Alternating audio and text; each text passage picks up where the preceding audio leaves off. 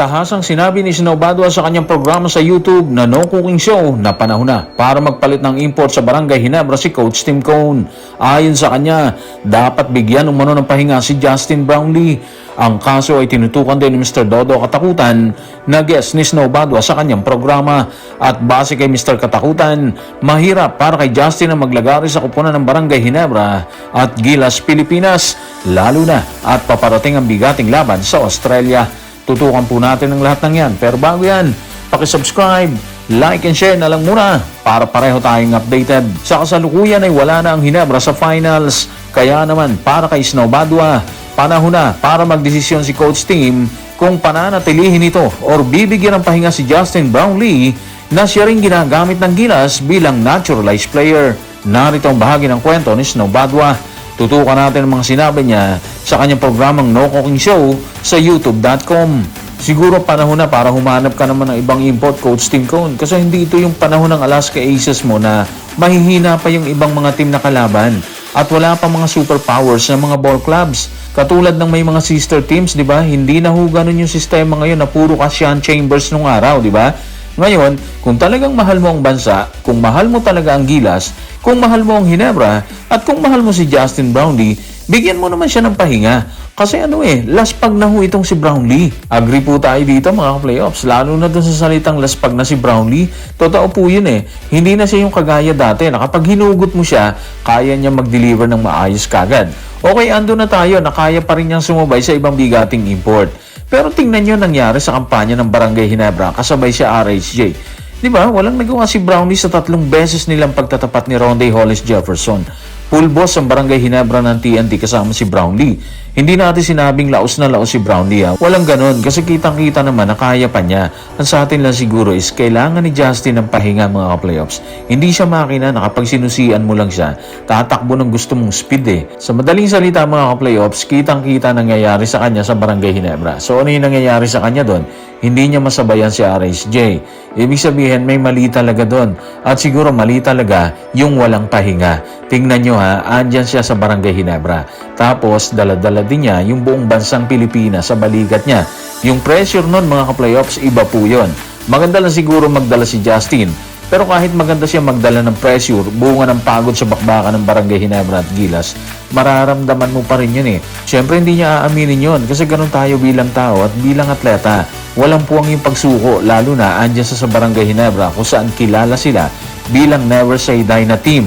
Pero yun nga mga ka-playoffs, kahit hindi niya aminin, lumalabas yung ebidensya sa kanyang performance dito sa Barangay Ginebra.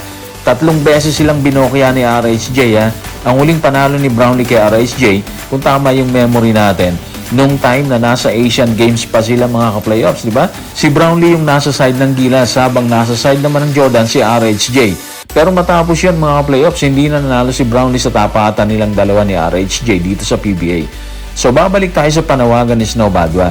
Ipahinga muna natin si Brownlee. Pahinga na hindi naman siya permanente. Siguro panandalian lang, di ba? Pero kahit paano nakakapahinga siya. Hindi lang yung katawan niya, kundi yung isip niya. At tulad na sinabi natin, sobrang pressure ang dala kay Justin ng Ginebra at ng Gilas, Pilipinas. Alam niya kung paano umaasa Pilipinas sa kanya, kaya mas mabuti talaga kung mabibigyan siya ng break para sakaling bumalik siya, fresh na fresh siya ulit. Sa nasabing programa ay kasama ni Snow Badwa si Mr. Dodo Katakutan na tila kumbinsido ring ipahinga muna si Brownlee. Sa kanyang pahayag, binigyan din ni Mr. Katakutan ng assignment ni Brownlee sa Meralco na posibleng magpahirap sa naturalized player ng Gilas, Pilipinas. Narito ang kanyang paglalahad. Tutukan natin si Mr. Dodo Katakutan sa No Cooking Show ni Snow Badwa sa youtube.com. Yung Brownlee will stay play for Meralco sa EASL. So one more game, di ba? Paano kung pumasok pa sa playoffs ng EASL yung Meralco? So that's extra games. Pagtapos niyan ng EASL, magpapractice na yan sa window ng Gilas ng World Cup qualifiers. At ang matindi dyan, ang kalaban nila dyan is yung Australia. So bugbog yan. So pagkatapos nun, saka palang magko-Commissioner's Cup. Imagine yung nung Brownlee kung siya yung magiging import ng Ginebra sa next conference. Grabe yung sked ni Brownlee, di ba? Andun pa nga pala yung Meralco sa EASL. Kasama din siya dun Paano nga kung pumasok pa sila sa playoffs?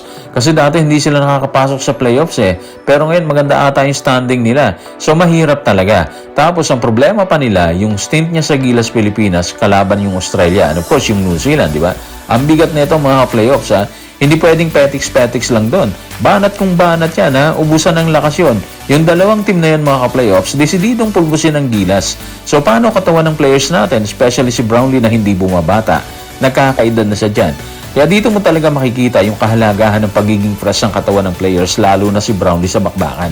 Naalala ko ulit yung laban ng Gilas sa Chinese Taipei mga playoffs. Dalawang beses silang pinulbos ng Taiwanese nung Asia Cup qualifiers at nung mismong Asia Cup. Dati kasi tinatalo lang ng Gilas ang Taiwanese, pero ngayon hirap na hirap yung Gilas at bukod sa hirap sila, tinatalo pa sila ngayon. Hindi chambo yan mga playoffs, dalawang beses po silang tinalo.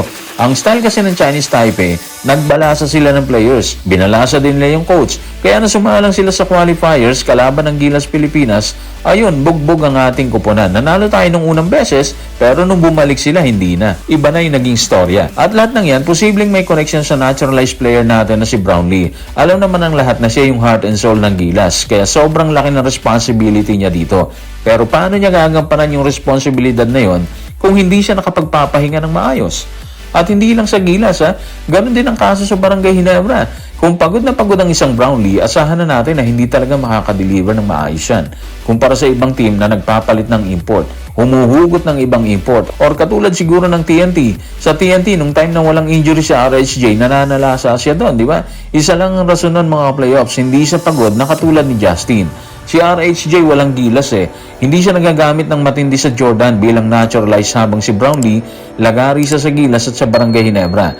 Kaya ang resulta, walang championship trophy sa Ginebra at hindi makaporma ang Gilas sa ibang team na nag-upgrade katulad ng Chinese Taipei, New Zealand at syempre ang powerhouse na Australia. So guys, maraming salamat.